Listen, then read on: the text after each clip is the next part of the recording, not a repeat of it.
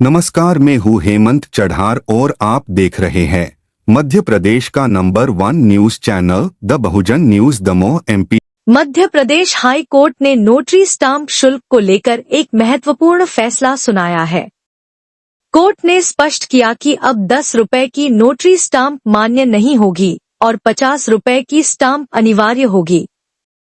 यह निर्णय 25 अप्रैल 2024 को पारित किया गया, जिसमें नोटरी प्रक्रिया को अधिक पारदर्शी और प्रभावी बनाने पर जोर दिया गया। इस फैसले के तहत नोटरी टिकट की कीमत बढ़ाने का उद्देश्य दस्तावेजों की प्रामाणिकता सुनिश्चित करना और गलत स्टाम्प शुल्क के मामलों को रोकना है। कोर्ट ने यह भी निर्देश दिया कि सभी नोटरी और रजिस्ट्री विभाग इस नए नियम का पालन करें। इसके अलावा हाई कोर्ट ने नोटरी के कार्यों और जिम्मेदारियों को लेकर नए दिशा निर्देश जारी किए हैं। गलत स्टाम्प शुल्क के मामलों में हलफनामों की अभिस्वीकृति और उनके प्रभाव पर भी चर्चा की गई। 1971 के भारत पाकिस्तान युद्ध के दौरान अमेरिकी राष्ट्रपति रिचर्ड निक्सन ने भारत को धमकी दी थी, हम 7वीं फ्लीट भेजेंगे, भारत पर हमला करेंगे। लेकिन भारत की प्रधानमंत्री आयरन लेडी इंदिरा गांधी ने बिना डरे सीधा जवाब दिया, 8वीं भी भेज देना। इंदिरा गांधी के इस ऐतिहासिक जवाब ने दुनिया को दिखा दिया कि भारत अब किसी के दबाव में झुकने वाला नहीं है। अमेरिका और पाकिस्तान दोनों सकते में आ गए और 1971 का युद्ध भारत ने ऐतिहासिक जीत के साथ समाप्त किया। बांग्लादेश का उदय हुआ। केवल हम भारत के लिए नहीं लड़ रहे हैं, केवल अपने उसूलों के लिए नहीं लड़ रहे हैं, हम आज सारी दुनिया में जो दबे हैं, सारी दुनिया में जो वर्षों से, आज के नहीं, जो सदियों से दबाए गए हैं, चाहे वो अपने दबाएपन को न पहचान सके, वो अपनी गुलामी को नहीं पहचान सके, लेकिन हम पहचानते हैं और हम जानते हैं कि उससे आज हम नहीं लड़ेंगे तो यही धक्का हमको लगेगा। पाकिस्तान अगर आज कमजोर है तो मैं बहुत दावे से कहती हूँ कि वो देश जो उनको हथियार देते आए आज तक, उन्होंने कमजोर करा है पाकिस्तान को, और अगर पाकिस्तान को हानि होगी तो उनको मैं दोष देती हूँ कि उन्होंने ये हानि की है। और आज जो हमसे जलते हैं क्योंकि इस किस्म की मदद हमने किसी से नहीं ली, वो इसी वजह से नहीं ली कि हम जानते थे कि हमारी आजादी अगर कम हुई तो किसी की मदद हमको मजबूत नहीं रख सकती, और अगर आजादी पक्की होती है तो बिना किसी की मदद के हम मजबूत रहेंगे, जरूर रहेंगे, और जो हमें करना है वो करके हम दिखाएंगे। कश्मीर के पहलगाम में हुए जनसंहार ने देश को झकझोर कर रख दिया है। मोदी सरकार की सुरक्षा व्यवस्था पर गहरे सवाल उठ रहे हैं। प्रधानमंत्री नरेंद्र मोदी और गृह मंत्री अमित शाह पर आरोप लग रहे हैं कि उन्होंने कश्मीर में हालात सामान्य दिखाने के चक्कर में जमीनी खतरे को नजरअंदाज कर दिया। उपराज्यपाल मनोज सिन्हा गायब हैं और राष्ट्रीय सुरक्षा सलाहकार अजीत डोभाल की रणनीति भी विफल रही है। सीमा पर बाड़बंदी पूरी नहीं हो पाई, जिससे आतंकवादी आसानी से घुसपैठ कर सके। सबसे गंभीर आरोप यह है कि गुर्जर बकरवाल समाज, जो सेना के लिए खुफिया नेटवर्क का मजबूत आधार था, सरकार की समाज तोड़ो राजनीति के कारण अब निष्क्रिय हो चुका है। आक्रोशित देश पूछ रहा है, संसद का विशेष सत्र क्यों नहीं बुलाया गया? प्रधानमंत्री और विपक्षी नेता एकजुट होकर जनता को आश्वस्त क्यों नहीं कर पाए? सुरक्षा में यह ढिलाई किसकी जिम्मेदारी है? देश एकजुट है, पर सरकार जवाबदेही से दूर भागती दिख रही है। इस बार चर्चा यह होगी कि पहलगाम के बैसरण में सुरक्षा बंदोबस्त क्यों नहीं था। इसके पीछे सरकार की थीसिस क्या थी? अगर सरकार हालात सुधर जाने के मुगालते में थी तो ऐसा क्यों था? इस बारे में टेररिज्म एक्सपर्टों, मिलिट्री के शीर्ष सुरक्षा विशेषज्ञों का कहना क्या है। मैं यह भी बताऊंगा कि आतंकवादियों की घुसपैठ का हमारे खुफिया विभाग को क्यों पता नहीं चला। इसमें भाजपा की चुनावी राजनीति की भी क्या कोई भूमिका है? चौंकिए मत, यह हकीकत है और इसका खुलासा करना जरूरी है। मैं कुछ सवालों के साथ आज की शुरुआत करना चाहता हूं। पहला सवाल, परसों मोदी जी बिहार में रैली कर रहे थे, कल का दिन उन्होंने कैसे गुजारा? मैं पूछ कर थक गया, पर कहीं से जवाब नहीं मिला। आज भी क्या कर रहे हैं? उनके दाएं हाथ अमित शाह क्या कर रहे हैं? यह भी पता नहीं। कश्मीर की सुरक्षा के इंचार्ज तो वही है, उनका गृह मंत्रालय है। एक एक पल कीमती है। सारा देश टकटकी लगाए मोदी शाह की तरफ देख रहा है। आपको ध्यान है कि जीएसटी पर मोदी जी ने संसद का एक विशेष अधिवेशन बुलाया था। क्या पहलगाम का आतंकवादी खून खराबा इस बात की मांग नहीं करता कि संसद का विशेष अधिवेशन बुलाया जाए, जहां प्रधानमंत्री विपक्ष के नेता के साथ खड़े हों और पूरे देश को भरोसा दें? जब वो राहुल गांधी के साथ खड़े होकर सारे देश के सामने पेश होंगे तो वास्तव में लोगों को लगेगा कि इस देश में कम से कम आतंकवाद के सवाल पर एक राष्ट्रीय सहमति है।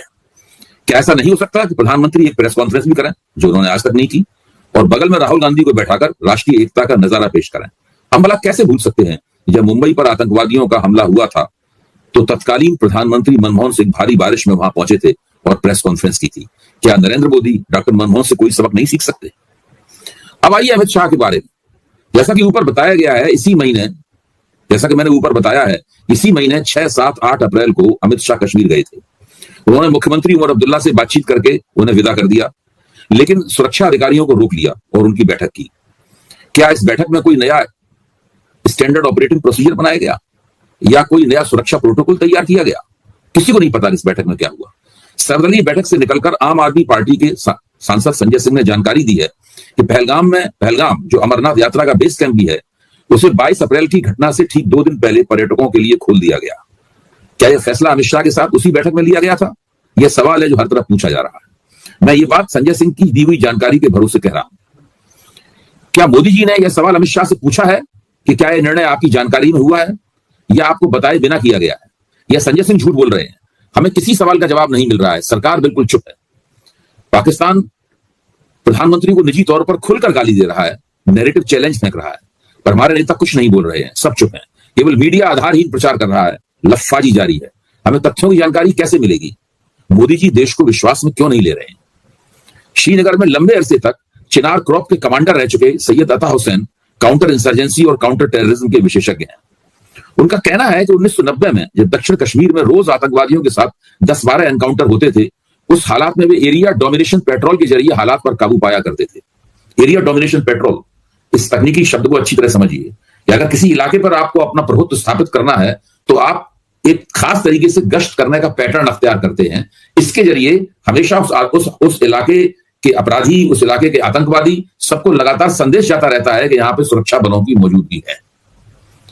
जनरल अता हुसैन बताते हैं कि एरिया कोई भी हो, वहां वारदातें होती हो या न होती हो, वहां बीच बीच में सुरक्षा बल दिखने चाहिए। अगर वे अपनी मौजूदगी दर्ज कराते रहेंगे तो आतंकवादी वहां कार्रवाई करने से पहले सोचेंगे कि सुरक्षा सैनिक अचानक कहीं से आ सकते हैं, इलाका उनके रडार पर है। अता हुसैन साहब की थीसिस यह है, जो उन्होंने उस दौरान सीखी जब 1999 में वो वहां पर तैनात थे, कि अशांत क्षेत्र में जहां लाखों सिपाही तैनात हैं, वहां आतंकवादी एक ऐसे इलाके को तलाशते हैं जहां वे कम फौजी दबाव में अपनी गतिविधियां कर सकें। जैसे ही उन्हें ऐसा इलाका मिला, वे वहीं हमला करते हैं। पहलगाम एक ऐसा ही इलाका है जहां से सुरक्षा तैनातगी न जाने कब से लापता थी। यही कारण है कि खून खराबे के बाद 2 घंटे तक बैसरण में लाशें पड़ी रहीं, पर पुलिस और सुरक्षा बल गायब रहे। यानी वे न केवल नामौजूद थे बल्कि मौके से बहुत दूर भी थे। अनौपचारिक रूप से दलील दी जा रही है कि पहलगाम में थ्रेट परसेप्शन नहीं था, यानी खतरे का अंदेशा नहीं था, इसलिए वहां तैनातगी नहीं थी। वहां थ्रेट परसेप्शन क्यों नहीं था? इससे पहले जब जम्मू में थ्रेट परसेप्शन नहीं था या कम था, तो वहां आतंकवादी कैसे पहुंच गए थे? कौन नहीं जानता कि 2 साल से आतंकवादी जम्मू में वारदातें कर रहे हैं। थ्रेट परसेप्शन को कम करके दिखाने की राजनीति क्यों की गई? इससे भाजपा को क्या मिला? दरअसल धारा 370 की 35A वाले हिस्से को खत्म करने के बाद भाजपा लगातार यह दिखाना चाहती थी कि कश्मीर में हालात सामान्य होते जा रहे हैं। अगर हालात वास्तव में सामान्य थे तो वहां 9 लाख से ज्यादा सिपाही क्यों तैनात थे? अब राजनीति का जिक्र हुआ है तो इसकी बात भी कर लें। विधानसभा चुनाव से पहले भाजपा सरकार ने कश्मीर का परिसीमन किया था। ये परिसीमन निर्वाचन क्षेत्रों का होता है। इसमें हथकंडा यह अपनाया गया कि हिंदू वोटरों वाले इलाकों के निर्वाचन क्षेत्र ज्यादा से ज्यादा बनाए गए ताकि भाजपा अधिक सीटें जीत सके। इसलिए बकरवाल गुजरों यानी भेड़ें चराने वाले मुसलमान आदिवासियों के खिलाफ भाजपा ने ऊंची जातियों के पहाड़ियों को शेड्यूल ट्राइब्स का दर्जा देकर आरक्षण दे दिया और उन्हें बकरवाल गुजरों के खिलाफ खड़ा कर दिया राजनीतिक रूप से। इस प्रक्रिया में बकरवाल गुजर नाराज हो गए। ये गुजर लंबे अरसे से भारतीय फौज और उसके खुफिया विभाग के लिए सूचनाओं का जरिया बने हुए थे। इन्हीं ने सबसे पहले करगिल के समय फौज को बताया था कि वहां बंकर में पाकिस्तानी सैनिक हथियारों के साथ छिपे हुए हैं। लेकिन वोट की राजनीति के चक्कर में भाजपा ने सीमा पर महत्वपूर्ण जानकारी का वह जरिया खो दिया। यही कारण है कि चुनाव के बाद से आतंकवादियों की घुसपैठ के बारे में जानकारियों का प्रवाह कमजोर पड़ा हुआ है। आज ये बकरवाल गुजर उस उत्सुकता और रेगुलरिटी के साथ में नियमित रूप से फौज को खुफिया जानकारियां नहीं देते। दरअसल पहलगाम ने सरकार की पोल खोल दी है, सुरक्षा बंदोबस्त की कमजोरियों को उजागर कर दिया है। अमित शाह की नाकामियों की हमें बहुत बड़ी कीमत चुकानी पड़ी है। मोदी जी की चुप्पी और निष्क्रियता ताज्जुब में डालती है। मोदी शाह की विफलता बहुत बड़ी है। क्या इनमें से कोई इस्तीफा देने के बारे में सोच रहा है? क्या देश के सामने अपनी गलती मानने के लिए वे तैयार हैं? उपराज्यपाल मनोज सिन्हा क्या केवल सेंटर के प्यादे हैं, या उन्हें भी कुछ करना चाहिए, कोई जिम्मेदारी स्वीकार करना चाहिए? वे तो उत्तर प्रदेश के दौरे करने में लगे रहते हैं। उनकी महत्वाकांक्षा तो उत्तर प्रदेश की गद्दी पर बैठने की है। पहले मुख्यमंत्री बनते बनते रह गए थे। अगर योगी आदित्यनाथ को मुख्यमंत्री न बनाया गया होता तो इस वक्त मनोज सिन्हा उत्तर प्रदेश के मुख्यमंत्री होते। मनोज सिन्हा का अब दांव यह है कि वे वहां के उप मुख्यमंत्रियों, जो कि योगी जी के खिलाफ हैं, के साथ बैठकर करने में व्यस्त रहते हैं। कश्मीर को तो अमित शाह और मनोज सिन्हा ने भगवान के भरोसे छोड़ दिया है, और मोदी जी ने कसम खा ली है कि न तो अमित शाह से जवाब तलब करेंगे, न ही मनोज सिन्हा से। यह देखकर लोगों का मन गुस्से से भर रहा है। उनके गम में बढ़ोतरी हो रही है। अक्षम सरकार, अक्षम खुफिया विभाग, नाकारा बंदोबस्त, इस सब की कीमत पर्यटकों ने अपने खून से चुकाई है। पूरा देश सरकार की खोखली दावेदारियों पर जवाब मांग रहा है। यह एक बहुत ही महत्वपूर्ण प्रश्न है। इस प्रश्न का मैंने आपके सामने एक व्याख्या दी है, एक एक्सपर्ट की राय को भी पेश किया है, और भी एक्सपर्ट्स की राय है। जैसे पाकिस्तान में एक सज्जन भारत के जासूस थे, आजकल वो सुरक्षा विशेषज्ञ बने हुए हैं। उन्होंने जानकारी दी है कि जब तमिलनाडु में तालिबान का शासन खत्म हुआ था पहली बार, तो वहां पर नाटो ग्रेड की जो राइफलें थी, वो राइफलें करीब 5 लाख राइफलें वहां से गायब हो गई, और वो राइफलें इस वक्त कश्मीर में आतंकवादियों के पास हैं। उन राइफलों की खोजबीन करने के बारे में हमारी सरकार ने क्या किया? दूसरे, सरकार ने सीमाओं के ऊपर जो बाड़ाबंदी की है, जिसके बारे में बहुत बड़ी बड़ी बातें की गई हैं, उस बाड़ाबंदी की हालत यह है कि आतंकवादी अपने साथ में एक फोल्डिंग सीढ़ी लाते हैं। वो फोल्डिंग सीढ़ी वहां लगाते हैं और आराम से सीमा पार करके सीढ़ी के जरिए दूसरी तरफ आ जाते हैं। वहां जो उनके एजेंट हैं सीमा के पास में, वो अगर उन्हें कुछ हथियारों और गोला बारूद की जरूरत है तो हथियार और गोला बारूद उन्हें मुहैया करा दिया जाता है। कुछ साथ में ड्राई फ्रूट्स, सूखी मेवे दे दिए जाते हैं ताकि उनको खाते रहें और उन्हें भूख ना लगे। फिर वहां से वो पीर पंजाल वगैरह की पहाड़ियों से होते हुए कश्मीर में तय करते हैं कि उन्हें किस दिशा में जाना है, उन्हें जम्मू की तरफ जाना है कि घाटी की तरफ जाना है। ये सब वहां से वो तय करते हैं। दरअसल सीमा की बाड़ाबंदी का जो प्रोजेक्ट शुरू किया गया था और जिसकी बड़ी ढपली बजाई गई थी, उस प्रोजेक्ट की 2 डेडलाइनें बेकार हो चुकी हैं। अभी तक वो प्रोजेक्ट कंप्लीट नहीं हुआ है। आज एक और बड़ी दिलचस्प जानकारी सामने आई है कि सीमा के आसपास जो तरह तरह के आधुनिक यंत्र लगाए गए हैं, उन यंत्रों की बैटरी खत्म हो जाती है और उस बैटरी को चार्ज करने के लिए सरकार के पास अच्छा इंतजाम नहीं है। वहां पर जो जनरेटर हैं, उन जनरेटरों का पेट्रोल खत्म हो जाता है और ब्यूरोक्रेसी जो है वो सही समय पे उन जनरेटरों के लिए पेट्रोल नहीं मुहैया कराती। और ताकि इसकी वजह से क्या होता है कि उन सोफिस्टिकेटेड, उन बहुत ही आधुनिक किस्म के नए उपकरणों की बैटरी रिचार्ज नहीं हो पाती है, वो उपकरण ठप हो जाते हैं। जैसे ही वो उपकरण ठप होते हैं, आतंकवादियों के लिए और भी आसान हो जाता है कि वो बिना डिटेक्ट हुए, बिना किसी को पता लगे, वो आराम सीमा पार कर सकते हैं। दोस्तों, जब धारा 370 का 35 से हटाया गया था, उसके बाद कुछ दिनों तक कश्मीर में आतंकवादी वारदातें कम रही थी। उसके बाद हमें दिखाई पड़ा और इसके ऊपर काफी टीका टिप्पणी भी हुई कि आतंकवादियों ने अपना निशाना जम्मू को बना लिया। उससे पहले जम्मू शांत रहा करता था, जम्मू में वारदातें लगातार होती रही। इसका सीधा मतलब है कि आतंकवादी जब तक समूल नष्ट न कर दिए जाएं, तब तक वो एक ऐसे इलाके की तलाश में लगातार रहेंगे जहां पर उनके खिलाफ सुरक्षा बलों का दबाव नहीं होगा। अगर एरिया छत्तीसगढ़ में रमन सिंह के नेतृत्व वाली बीजेपी सरकार के दौरान जब आरोप सबूतों से ज्यादा गंभीर हों, तो एक लोकतांत्रिक शासन का पहला कर्तव्य होता है निष्पक्ष जांच और त्वरित कार्यवाही। पर आज हालात उलट हैं।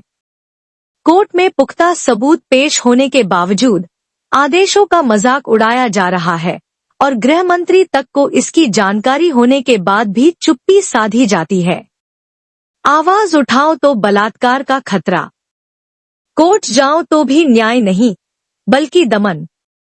प्रशासन बदले की भावना से कार्रवाई करता है और कानून का शासन ध्वस्त होता दिखाई देता है।